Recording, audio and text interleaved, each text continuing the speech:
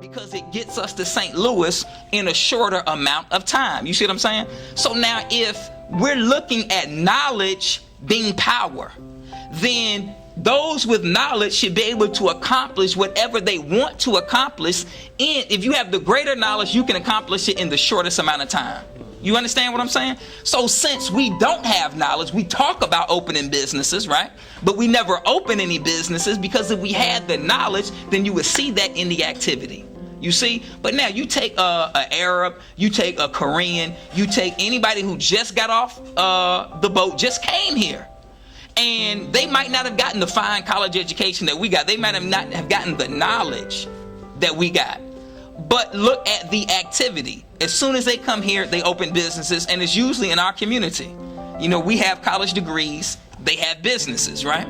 So if we really had knowledge, then you would be able to see the effect of the knowledge in the activity going on in our community. But the evidence that we don't have the knowledge we think we have is because there's no activity. You with me? I'm with you, brother. Praise be to Allah. For those who just now tuning in, welcome to the Self-Improvement Basis for Community Development Talk Show. We're sitting here with our brother as we discuss a new educational paradigm, study guide written by the Honorable Mr. Farrakhan. I have one more question, and then we're going to take some questions from our audience. Okay. Now, the American educational system is very diverse. It's black, white, Asian, Latinos, male, female, and now we have homosexuals, heterosexuals, transgender. Is there a specific way for us to teach each individual human being? Should the classes be divided? Because the reason why I asked that question, now, there's a lot of confusion. Now young men are coming to school and they want to use the women's restroom. You got young women coming saying, now I want to use the men's restroom. You got all of this going on in the confusion going into the school system. And you have some schools say, well, we are achieving because we put the boys in one class, we put the girls in another class. When you go to the Nation of Islam school, we educate them separately. Right. What is the best way? Well, you know, the best way is the way that was given to us by the most honorable Elijah Muhammad. You know, and we talked about this before we started, but see, whenever God raises up a man, that man, he doesn't have time to sit down with each individual and explain to each individual the ins and outs of what he's teaching, because he would never be able to teach the rest. If every person that came to him to be taught, he has to go into detailed explanation on why we got to do this, why we got to do that. So what he does is he delivers a word, and those that adhere to the word, then you see success, right? And those that reject the word, the Holy Quran says it like this: travel in the land and see what was the end of the rejectors. So if we look back and we might see a friend who we met in high school that might have rejected the teachings or whatever the case may be, and now they may not be here anymore, they may be strung out on drugs. So it takes time to see the consequences of rejection. So in the area of education, and the most honorable Elijah Muhammad started in the 1930s. This is not new. In the 1930s is when Muhammad University of Islam was opened up, and he said that we need to educate the girls separately from the boys, because you're dealing with two different natures. The Holy Quran says the male is not like the female and the female is not like the male. So you're dealing with two different natures that need to be educated differently. So he said separate education for male and female. He said that they need to be in uniform, right? He said that you should start your day with Islamic studies. He said that you don't have to keep them in school, meaning you don't have to go from 8 to 5. You can give them half a day of instruction and then another half a day of enrichment. And these are just some of the things. He said that you need to teach them the knowledge of self, the knowledge of who they are. So he dropped all of these jewels of wisdom, and then he set up a clean glass, and the educational institutions of the world were like the dirty glass. So now, if you fast forward to today, people who are successful in education are successful because they have taken an aspect of what the most honorable Elijah Muhammad taught, and they have used that aspect of what he taught to increase the success of their educational program. So you look at schools, now they have uniforms, right? And they say, well, we have more success in our school when our children come dressed in uniform. Now we have in Chicago, all girls schools. Why? I mean, it's 2013. He said it in 1930.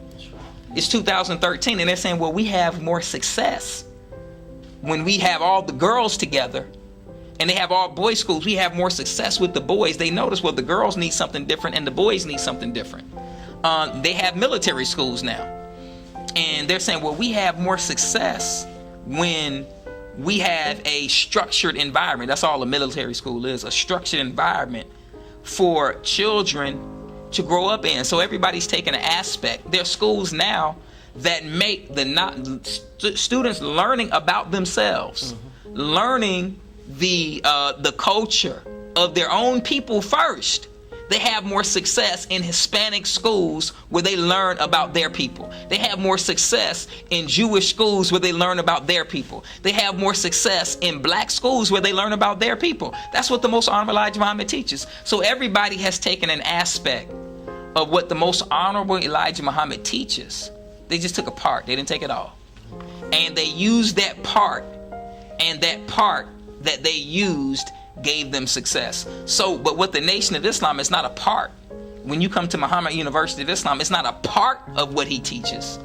It's all and everything that he teaches. So that's why we have the greatest success. Now, as a teacher, I experimented. When I first started teaching in public school, I let my students sit anywhere in the classroom. And it wasn't chaos, but it wasn't the best environment for them. So then I said, okay, well, I'm gonna do a seating chart. Boy, girl, boy, girl. Still didn't work. Then I said, okay, well, I'm gonna do the boys on one side of the classroom and the girls on the other side, similar to how we do at the mosque. So when I did the boys on one side of the class and the girls on the other side, I had greater success. And I did that for years. But what I learned was that the boys, because the issue in education is the black male. The boys who didn't want to be engaged, they would come to their side of the classroom and they would go straight to the back. If you go to any public school right now and there's black males in the classroom, the boys are in the back of the classroom. They go to the back because they don't want to be engaged in education.